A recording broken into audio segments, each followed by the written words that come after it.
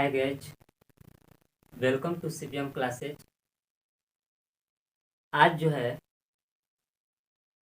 हम लोग physics class एक बार फिर से पढ़ेंगे। और पिछले क्लास में जहाँ तक हम लोग पढ़े थे, हमको पूरा विश्वास है कि आप लोग जो है कि उसे रिवीजन ज़रूर किए होंगे और आप उसे तैयार भी किए होंगे। तो आज मैं बताना चाहता हूँ कि जो भी पिछले क्लास में बताया गया है उसके आधार पर कुछ क्वेश्चन आज डिस्क्रिप्शन बॉक्स में दे देंगे, आप उसे ज़रूर हल करेंगे। वो बोर्ड मॉडल क्वेश्चन होंगे, तो आप इस बात को ध्यान दीजिए। तो आज हम लोग जिस टॉपिक की बात करने वाले हैं वो टॉपिक जो है, वो पदार्थ जो है हमारे जीवन में उस पदार्थ का बहुत ही महत्वपूर्ण उपयोग है। अब तो ये नहीं कह सकते हैं कि उसके बिना हम लोग की लाइफ अधूरी है, लेकिन उसका उपयोग जो है कि बहुत ज़्यादा है हर जगह। जैसे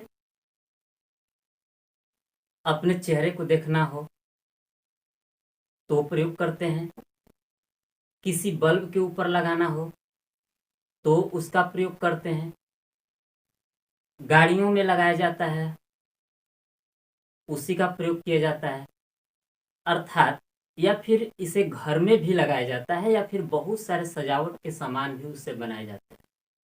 तो आज हम लोग उसी टॉपिक की बात करेंगे जिसका नाम है दर्पण। तो आज का हम लोग का जो टॉपिक है दर्पण। दर्पण क्या है? उपयोग तो आप समझ चुके हैं कि इसका जो उपयोग है दर्पण का, नाम से ही पता चल जाता है कि इसका उपयोग कहाँ कहाँ होता है, जो कि आए दिन हम लोग सुबह से शाम तक कहीं ना कहीं इसका प्रयोग हम लोग जरूर करते हैं। तो उपयोग के अनुसार तो आप लोग समझ चुके होंगे, लेकिन आज हम लोग इसको डिफिनीशन के आधार पर समझेंगे कि इसका जो मूल डिफिनीशन होता है वो क्या होता है दर्पण का, जिसे हम लोग चलती भाषा में शीशा बोल देते हैं। लेकिन दर्पण कोई सिर्फ और सिर्फ एक शीशा नहीं होता है।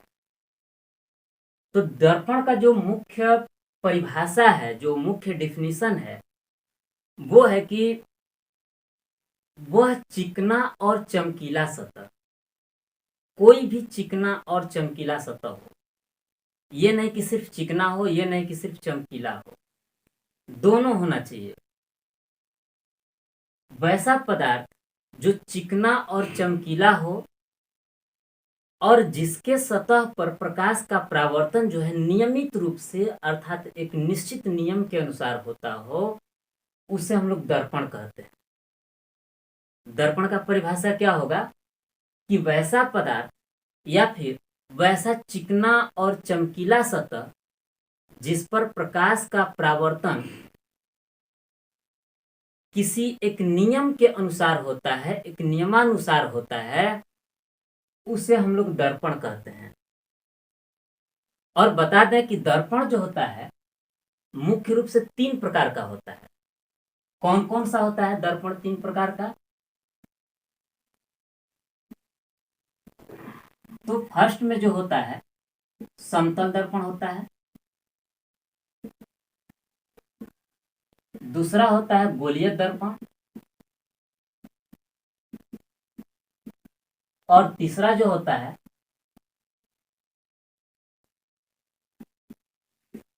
परवलयिक दर्पण। अब आते हैं हम लोग बारी बारी से इन सभी दर्पणों के बारे में समझते हैं कि ये सभी दर्पण क्या है, कैसे हैं, इनका उपयोग हम लोग कैसे कैसे करते हैं। तो सबसे पहले है समतल दर्पण। तो समतल दर्पण हम लोग किसे कहेंगे? तो बता दें कि वैसा दर्पण जिसका परावर्तक सतह समतल हो उसे समतल दर्पण कहते हैं। आपको पहले वीडियो में हम बता चुके हैं, अगर आप इसके पीछे वाला वीडियो नहीं देखे हैं तो आप डिस्क्रिप्शन बॉक्स में जा करके उसका लिंक है, आप वहां से उस वीडियो को जरूर देख लें। ताकि आगे वाला जो वीडियो है अर्थात ये जो वीडियो है आपको अच्छी तरह से समझ में आ जाए। तो परावर्तक सतह क्या होता है, पिछले वाले वीडियो में बता चुके हैं कि जिस सतह पर प्रकाश का परावर्तन होता है उसी सतह को हम लोग परावर्तक सतह कहते हैं। तो यहाँ पर भी समतल दर्पण में हम बताना चाहेंगे कि समतल दर्पण किसे कहते हैं, तो वैसा दर्पण जिसका परावर्तक सतह समतल हो, समतल, उसे हम लोग कहते हैं समतल दर्पण। और साथ में एक बात याद रखना होगा कि इसका एक साइड जो है रज्जित तो होना चाहिए अर्थात कलई किया होना चाहिए अर्थात पेंट होना चाहिए। तो हम लोग इसको एक साइड से पेंट कर लेते हैं। ये समतल दर्पण है। अब समतल दर्पण में बनने वाले प्रतिबिंब की विशेषता क्या होती है, अर्थात समतल दर्पण में जो प्रतिबिंब बनता है उसकी प्रकृति क्या होती है, उसके बारे में हम लोग देखते हैं। तो समतल दर्पण में जो होता है, फर्स्ट नंबर पर अगर बात करें तो समतल दर्पण में जो प्रतिबिंब बनता है वो काल्पनिक बनता है, काल्पनिक प्रतिबिंब। समतल दर्पण में काल्पनिक प्रतिबिंब बनता है। दूसरी बात, आप ये बात हमेशा के लिए याद रख लेंगे, चाहे हम लोग दर्पण पढ़ें, कोई भी दर्पण, या फिर लेंस पढ़ें, सबके लिए ये जो ट्रिक है लागू होता है कि जब कभी भी प्रतिबिंब अगर काल्पनिक बनता है तो वो हमेशा सीधा होता है। तो इस दर्पण में जो है प्रतिबिंब काल्पनिक बना है इसलिए वो सीधा बनेगा, इसका प्रतिबिंब जो है हमेशा सीधा बनता है। तीसरी बात कि जब भी प्रतिबिंब काल्पनिक बने तो उसका प्रतिबिंब सीधा तो होगा ही, साथ में इसे पर्दे पर नहीं उतारा जा सकता है। जैसा कि हम पिछले वाले क्लास में वास्तविक प्रतिबिंब और काल्पनिक प्रतिबिंब में बताए थे अंतर में, तो बताए थे वहां पर कि जो काल्पनिक प्रतिबिंब होता है उसे पर्दे पर नहीं उतारा जा सकता है, लेकिन वास्तविक प्रतिबिंब को हम लोग पर्दे पर उतार सकते हैं। तो इसे जो है पर्दा पर नहीं उतार सकते हैं, पर्दे पर नहीं उतारा जा सकता है।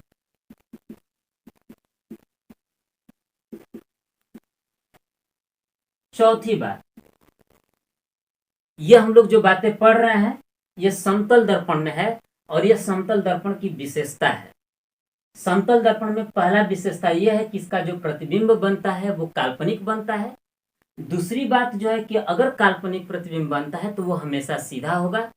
और तीसरी बात यह है कि जब प्रतिबिंब काल्पनिक हो तो उसे हम लोग पर्दे पर कभी उतार नहीं सकते हैं, सिर्फ कल्पना कर सकते हैं। चौथी बात क्या है समतल दर्पण में,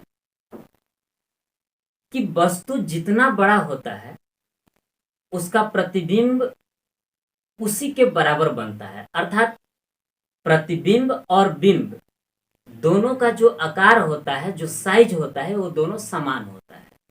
तो हम यहाँ पर बताना चाहेंगे कि वस्तु तथा प्रतिबिंब समान होता है।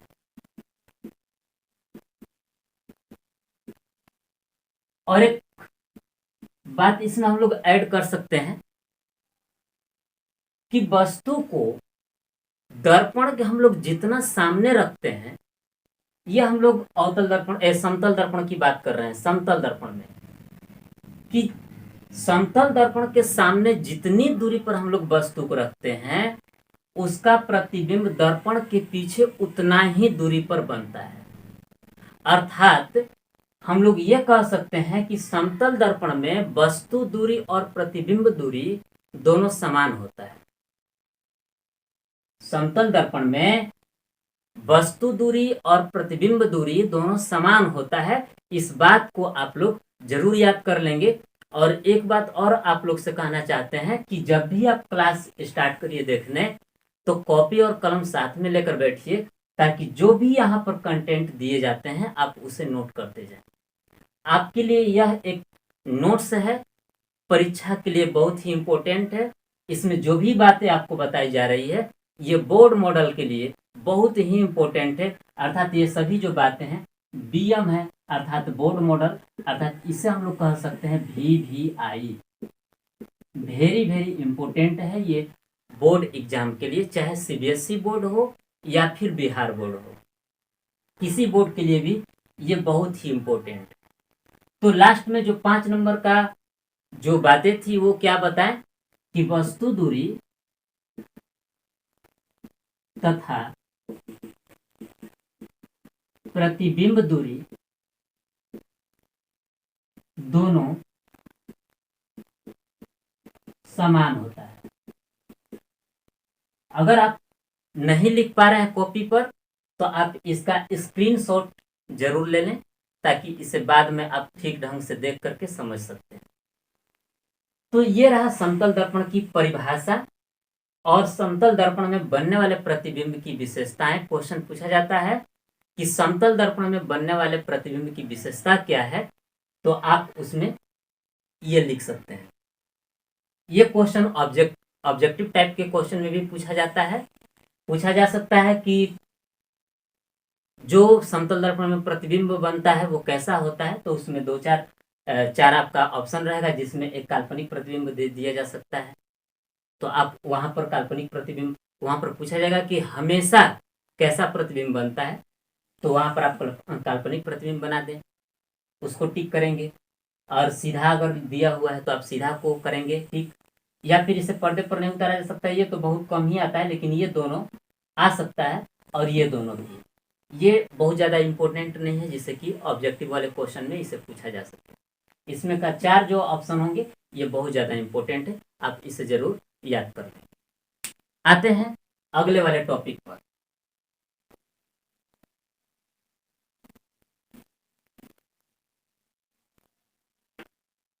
अगला टॉपिक है गोलीय दर्पण क्या है।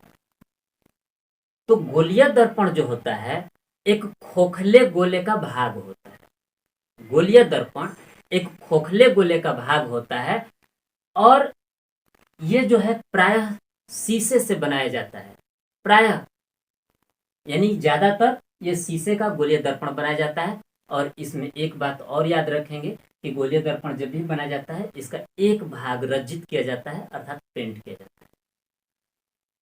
लेकिन गोलीय दर्पण जो है ये मुख्य रूप से 2 प्रकार का होता है।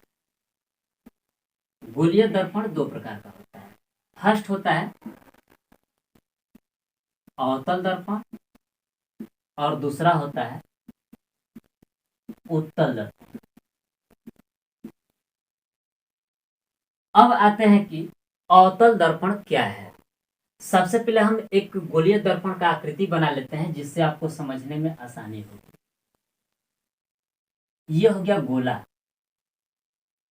और इससे दर्पण कैसे बनाया जाता है, अर्थात अवतल दर्पण और उत्तल दर्पण कैसे बनाया जाता है, तो हम आपको बता दें कि इसे हम लोग क्या करते हैं कि हाफ कट कर देते हैं। अर्थात इस यहां से लेकर के यहां तक हम लोग इसको आधा कट कर दिए और इसके बाहरी वाले भाग को हम लोग जो है कि कलई कर दिए हैं, अर्थात पेंट कर दिए हैं। तो ये जो आकृति बना ये अवतल दर्पण का आकृति बन गया। अर्थात ये जो हम लोग डॉट लाइन से लिखे हुए हैं, अगर इसको हटा दें तो आपके सामने इस तरह का एक इंटरफेस मिलेगा, जो कि अवतल दर्पण का यह आकृति होता है। तो जैसा कि इधर हम लोग गोला बनाए थे, तो बीच में ये केंद्र है, क्योंकि आप जानते हैं कि गोला का एक केंद्र होता है, तो उस तरह से ये केंद्र है इसका, इस गोले का। और इधर से हम लोग पेंट किए हैं, तो हम लोग प्रकाश को जब भी परावर्तित कराएंगे तो जिधर पेंट नहीं हुआ है उधर से कराएंगे, अर्थात इधर से हम लोग प्रकाश को परावर्तित कराते हैं। तो जिस साइड में हम लोग प्रकाश को परावर्तित कराते हैं उस सतह को, जैसा कि हम बताएं कि उसे हम लोग परावर्तक सतह कहते हैं। अब आते हैं कि अवतल दर्पण का सही परिभाषा क्या। तो इस आकृति के अनुसार इस परिभाषा को इसके परिभाषा को आप बहुत अच्छी तरीके से समझ सकते हैं।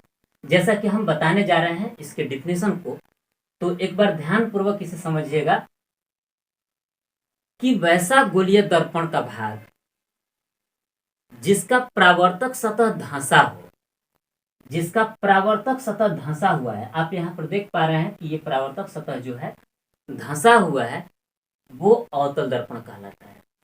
अर्थात हम लोग इसको इस तरह से भी डिफाइन कर सकते हैं कि वैसा दर्पण जिसका परावर्तक सतह धंसा हुआ है, अर्थात उसका परावर्तक सतह केंद्र की ओर हो। आप देख रहे हैं कि ये परावर्तक सतह है और ये केंद्र है, केंद्र की ओर हो, उसे हम लोग अवतल दर्पण कहते हैं।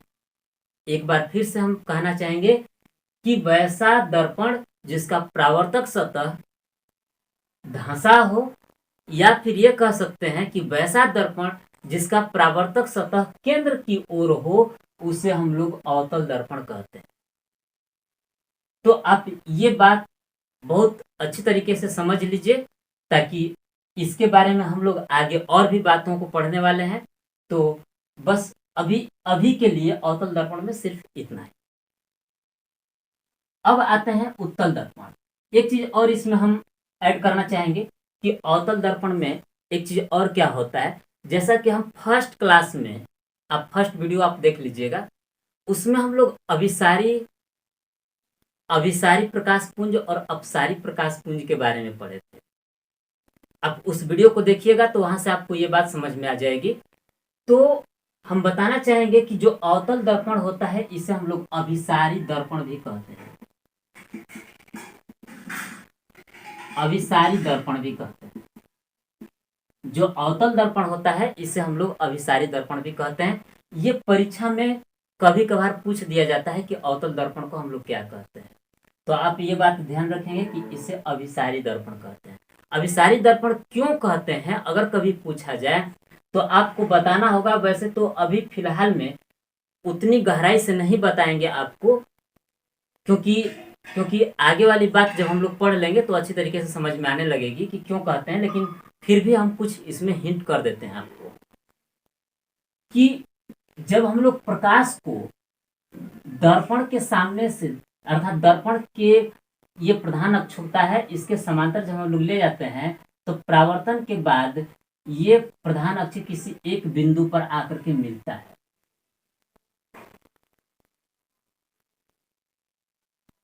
इसलिए हम लोग जो है कि अवतल दर्पण को अभिसारी दर्पण कहते हैं, क्योंकि अभिसारी प्रकाश पुंज में हम बताए थे कि वैसा प्रकाश पुंज जिसमें वायुमंडल के विभिन्न दिशा से प्रकाश चलकर किसी एक बिंदु पर मिलती है, तो उसे अभिसारी प्रकाश पुंज कहते हैं। वही बात यहाँ पर भी है कि अलग अलग प्रकाश को हम लोग इस पर परावर्तित कराएंगे, और भी अगर प्रकाश को हम लोग यहाँ से परावर्तित कराते हैं तो ये परावर्तन के बाद इसी पर आकर के मिलेगा। कहीं से भी हम लोग परावर्तित कराएं तो आकर के यहीं पर मिलेगा। तो किसी एक बिंदु पर मिल रहा है, इसलिए हम लोग इसे अभिसारी दर्पण कहते हैं। अब आते हैं उत्तल दर्पण में। उत्तल दर्पण क्या है? तो उत्तल दर्पण जो है अवतल दर्पण का सीधा उल्टा होगा। आप समझ पा रहे होंगे, लेकिन फिर भी हम इसे डिफाइन करेंगे। तो इसके लिए भी हम लोग एक खोखले गोले का प्रयोग कर लेते हैं, और इसे भी हम लोग जो है कि कट कर देते हैं बीच से। तो इस तरह से खोखला गोला बना हुआ है, तो इसका केंद्र यहां पर होगा बीच में। लेकिन अवतल दर्पण में क्या किए थे कि इसको बाहर से हम लोग पेंट किए थे, लेकिन अब उत्तल दर्पण में क्या करेंगे कि इसे हम लोग अंदर से पेंट कर देंगे। अब इसको हम लोग हटा लेते हैं। तो अब आप देख पा रहे हैं कि इधर जब हम लोग पेंट कर दिए, कलई कर दिए, तो इधर से हम लोग प्रकाश को तो परावर्तित करा नहीं सकते हैं। तो प्रकाश को अब हम लोग इधर से परावर्तित कराएंगे, पीछे से। तो देख रहे हैं कि इसका जो परावर्तक सतह कैसा है, तो उठा हुआ है, उभरा हुआ है। तो अब उसी चीज को हम लोग ऐड कर देंगे उत्तल दर्पण में। तो इसका डेफिनेशन क्या हो जाएगा? तो वैसा दर्पण जिसका परावर्तक सतह उभरा हुआ हो, उसे हम लोग उत्तल दर्पण कहेंगे। उभरा हुआ मतलब उठा हुआ हो। या फिर हम लोग ये भी कह सकते हैं कि वैसा दर्पण जिसका परावर्तक सतह केंद्र के विपरीत दिशा में हो। केंद्र देखिए इस पर है और परावर्तक सतह इस दिशा में है, तो विपरीत दिशा में हो गया, उल्टा हो गया। अवतल दर्पण में बताए थे कि जिधर केंद्र है उधर ही परावर्तक सतह है, लेकिन उत्तल दर्पण में क्या होता है कि परावर्तक सतह जो होता है उसके केंद्र के विपरीत होता है, उल्टा होता है। तो हम लोग इस तरह से भी डिफाइन इसे कर सकते हैं कि वैसा दर्पण जिसका परावर्तक सतह केंद्र के विपरीत हो उसे हम लोग उत्तल दर्पण कहते हैं। और जैसा कि हम बताए कि अवतल दर्पण को अभिसारी दर्पण कहते हैं, उसी तरह से उत्तल दर्पण को अपसारी दर्पण कहते हैं। अब वही थ्योरी यहां पर भी है कि अब इसे उत्तल दर्पण को हम लोग अपसारी दर्पण क्यों कहते हैं। तो इसमें क्या होता है कि जब हम लोग प्रकाश की किरणों को लाते हैं दर्पण पर, तो परावर्तन के बाद जो है ये दूसरी दिशा में चला जाता है। दूसरी दिशा में कोई भी प्रकाश की किरण को लाएंगे तो परावर्तन के बाद ये दूसरी दिशा में चला जाता है। तो जैसा कि हम प्रकाश पुंज में बताए थे, अपसारी प्रकाश पुंज कि किसी एक बिंदु से प्रकाश की किरणें निकल करके वायुमंडल की विभिन्न दिशा में फैल जाती है, उसे अपसारी प्रकाश पुंज कहते हैं। उसी आधार पर यहाँ पर देख रहे हैं कि प्रकाश की किरणों को हम लोग ला रहे हैं, लेकिन ये उधर न जाकर के ये वायुमंडल की विभिन्न दिशा में फैलते जा रहा है। तो इसे इसी कारण से हम लोग और उत्तल दर्पण को अपसारी दर्पण कहते हैं। तो इन सब के बारे में, उत्तल दर्पण और अवतल दर्पण के बारे में और जो डिटेल्स हैं वो तो हम लोग आगे वाली क्लास में पढ़ेंगे ही, लेकिन बस अभी के लिए इतना है। अब आते हैं आगे परवलयिक दर्पण।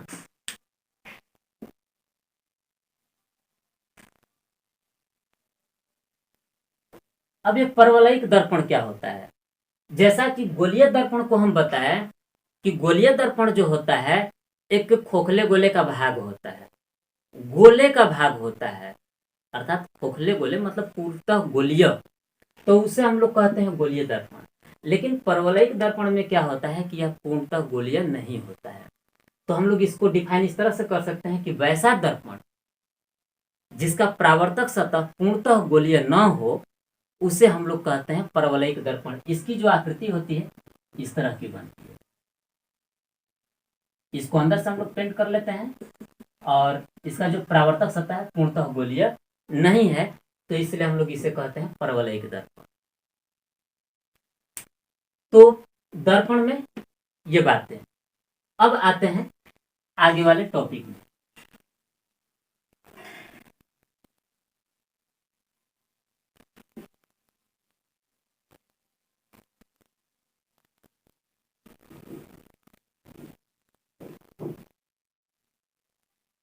जो गोलीय दर्पण होता है उसमें कुछ पद होते हैं जिनको जानना बहुत ही इंपॉर्टेंट है।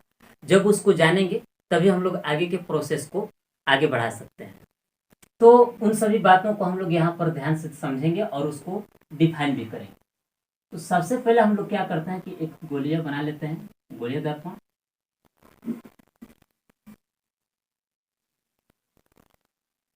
एक गोलीय दर्पण बना लेते हैं और ये कट कर दिए। अगर हम लोग इसको अंदर से पेंट करेंगे तो उत्तल दर्पण, बाहर से पेंट कर देंगे तो अवतल दर्पण हो जाएगा। लेकिन हम लोग अभी क्या करते हैं कि इसको हम लोग बाहर से ही पेंट कर लेते हैं। अभी इससे कोई ज़्यादा फर्क नहीं पड़ने वाला है, सिर्फ हम लोग को इसके पॉइंट्स को समझना है कि इसमें जो पद होते हैं वो क्या क्या होते हैं और उनको हम लोग डिफिनीशन में कैसे याद रखेंगे। तो इसके जो पद होते हैं वो कौन कौन से पद हैं, तो सबसे पहले हम लिख लेते हैं।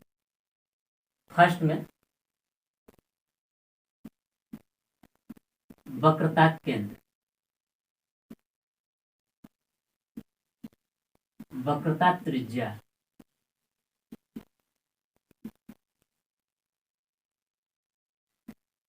प्रधान अक्ष या इसे हम लोग मुख्य अक्ष भी कह सकते हैं।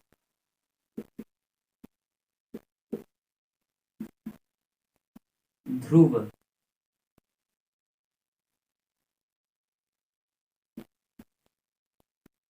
मुख्य फोकस,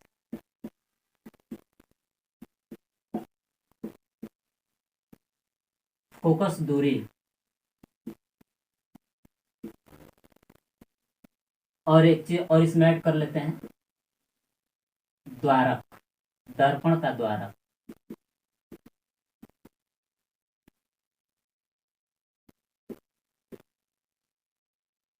तो ये जो है इसके मूल पद हैं, और ये जो पद जो होते हैं, ये जो टॉपिक्स हैं, इस दर्पण में कहाँ कहाँ होते हैं, किस तरह से होते हैं, और उसे हम लोग कैसे डिफिनेशन में याद रखेंगे, इन सबको हम लोग बारी बारी से देखते हैं। सबसे पहले है वक्रता केंद्र। वक्रता केंद्र क्या है और ये कहाँ होता है, इसे हम लोग डिफिनेशन में कैसे याद रखेंगे। तो जैसा कि हम बताए हैं कि ये जो केंद्र होता है, गोले में केंद्र होता है, ये गोला हो गया, गोले का ये केंद्र हो गया। तो ये हम लोग मैथ्स में गोले के अंदर वाले बीच वाले पॉइंट को हम लोग केंद्र बोलते हैं, लेकिन उसी को फिजिक्स में जब आएंगे तो उसे हम लोग वक्रता केंद्र कहेंगे। लेकिन डिफिनेशन में कैसे याद करेंगे, तो हम लोग इसे कहेंगे कि गोलीय दर्पण जिस खोखले गोले का भाग होता है उसके केंद्र को हम लोग वक्रता केंद्र कहते हैं। गोलीय दर्पण जिस खोखले गोले का भाग होता है उसके केंद्र को वक्रता केंद्र कहते हैं, और वक्रता केंद्र को हमेशा हम लोग सी से सूचित करते हैं। ये याद रखेंगे आप कि वक्रता केंद्र को हमेशा हम लोग सी से सूचित करते हैं, अर्थात ये जो केंद्र है इसे हम लोग सी से सूचित करेंगे। उसके बाद इसको अभी छोड़ते हैं, इसको छोड़ करके हम लोग अगले वाले को बताते हैं, समझते हैं प्रधान अक्ष क्या होता है। तो प्रधान अक्ष को भी अभी छोड़ करके हम लोग ध्रुव को देख लेते हैं सबसे पहले, ताकि इन दोनों को समझने में थोड़ा आसानी हो। और सबसे पहले ध्रुव के बारे में हम लोग देखेंगे। तो ध्रुव क्या है, तो हम बताना चाहते हैं कि दर्पण में जिस बिंदु से सभी दूरियां मापी जाती है उसे हम लोग ध्रुव कहते हैं। दर्पण में जिस बिंदु से सभी दूरियां मापी जाती है उस बिंदु को हम लोग ध्रुव कहते हैं, और ये बिंदु यहां पर होती है, यहां पर, और इसे जो है हम लोग पी से सूचित करते हैं, पी से सूचित करते हैं। अब आते हैं वक्रता त्रिज्या को ही देख लेते हैं कि वक्रता त्रिज्या क्या है। वक्रता त्रिज्या का डिफिनेशन क्या है और ये कहाँ होता है। तो जैसा कि आप मैथ्स में जानते हैं कि त्रिज्या होता है, उसी तरह से फिजिक्स में वक्रता त्रिज्या होता है। लेकिन अब इसको डिफिनेशन में कैसे याद रखेंगे, तो बताना चाहते हैं कि वक्रता केंद्र और ध्रुव के बीच के दूरी को वक्रता त्रिज्या कहते हैं। वक्रता त्रिज्या, वक्रता केंद्र और ध्रुव, ये वक्रता केंद्र हो गया और ये ध्रुव हो गया, इन दोनों के बीच की जो दूरी है इसको हम लोग वक्रता त्रिज्या कहते हैं। और वक्रता त्रिज्या को मुख्य रूप से हम लोग आर से सूचित करते हैं, बड़ा वाला आर से। ये बात याद रखना होगा कि जो वक्रता त्रिज्या होता है उसे हम लोग बड़े वाले आर से सूचित करते हैं। और डिफिनेशन में क्या बताए कि वक्रता केंद्र और ध्रुव के बीच की दूरी को हम लोग वक्रता त्रिज्या कहते हैं। अब प्रधान अक्ष किसे कहते हैं, प्रधान अक्ष। तो प्रधान अक्ष भी वही चीज है कि वैसी रेखा जो ध्रुव और वक्रता त्रिज्या से होते हुए गुजरती है उसे हम लोग ध्रुव कहते हैं। वैसी रेखा अर्थात दर्पण की वैसी रेखा जो ध्रुव और त्रिज्या से होते हुए गुजरती है उसे हम लोग प्रधान अक्ष कहते हैं, मुख्य अक्ष कहते हैं। अब है मुख्य फोकस। मुख्य फोकस किसे कहते हैं, मुख्य फोकस। तो याद रखेंगे कि ये हो गया आपका प्रधान अक्ष अर्थात मुख्य अक्ष। जब हम लोग प्रधान अक्ष के समांतर किसी प्रकाश की किरण को लाते हैं तो परावर्तन के बाद जिस बिंदु पर मिलता है, अर्थात परावर्तन के बाद प्रधान अक्ष को जिस बिंदु पर काटता है या काटता हुआ प्रतीत होता है, उस बिंदु को हम लोग मुख्य फोकस कहते हैं। और मुख्य फोकस को हम लोग हमेशा बड़ा वाला यफ से सूचित करते हैं। इसे याद रखेंगे कि मुख्य फोकस को हमेशा बड़े वाले यफ से सूचित करते हैं। तो जैसा कि बताएं कि प्रधान अक्ष के समांतर आने वाली प्रकाश की किरणें परावर्तन या अपवर्तन के बाद जिस बिंदु पर प्रधान अक्ष को काटती है या काटती हुई प्रतीत होती है, उस बिंदु को हम लोग मुख्य फोकस कहते हैं और मुख्य फोकस को हमेशा बड़े वाले यफ से सूचित करते हैं। आगे जो है फोकस दूरी। फोकस दूरी क्या है? तो फोकस दूरी का डिफिनेशन जो हम लोग बताना चाहेंगे, इसको एकदम सही तरीके से अगर समझना चाहें तो बताएं कि ये जो है मुख्य फोकस हो गया। मुख्य फोकस और ध्रुव के बीच के दूरी को जो है हम लोग फोकस दूरी कहते हैं और इसे जो है छोटे वाले यफ से सूचित करते हैं, छोटा वाला यफ से। क्या बताएं कि मुख्य फोकस और ध्रुव के बीच की जो दूरी है उसे हम लोग कहते हैं फोकस दूरी, और फोकस दूरी को हमेशा छोटे वाले यफ से सूचित करते हैं। अब अगला जो पॉइंट है दर्पण का द्वारक। तो दर्पण का द्वारक हम लोग किसे कहते हैं? दर्पण का द्वारक मतलब उसका द्वार, अर्थात जिधर से प्रकाश की किरणें आ रही है उसे हम लोग दर्पण का द्वारक कहते हैं। अर्थात हम लोग कह सकते हैं कि दर्पण की चौड़ाई को, इस दर्पण की जो चौड़ाई है यहां से लेकर के यहां तक, ये जो चौड़ाई है, इस चौड़ाई को हम लोग दर्पण का द्वारक कहते हैं। अर्थात डिफिनेशन में इसे कैसे याद रखेंगे? तो दर्पण की चौड़ाई को दर्पण का द्वारक कहते हैं। तो इन सभी आप बिंदुओं को याद रखें। आज के लिए बस इतना ही, और आगे वाले जो वीडियो है उसमें बहुत ही इंपॉर्टेंट एक बात हम लोग पढ़ेंगे, जिसमें हिंट कर देते हैं कि उसमें जो है कि हम लोग पढ़ेंगे कि फोकस और वक्रता त्रिज्या में संबंध।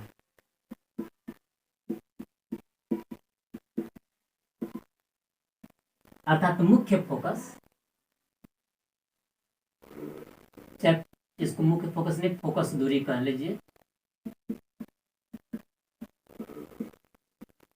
फोकस दूरी और वक्रता त्रिज्या में क्या संबंध होता है? ये जो फोकस दूरी है, ये फोकस दूरी, और ये वक्रता त्रिज्या जो है जिसे कि हम लोग आर से सूचित किए हैं, वक्रता त्रिज्या, उसमें और फोकस दूरी ये छोटा वाला यफ, यानी कि यफ और आर में क्या संबंध है, इस टॉपिक के बारे में ही हम लोग अगले वीडियो में पढ़ने वाले हैं।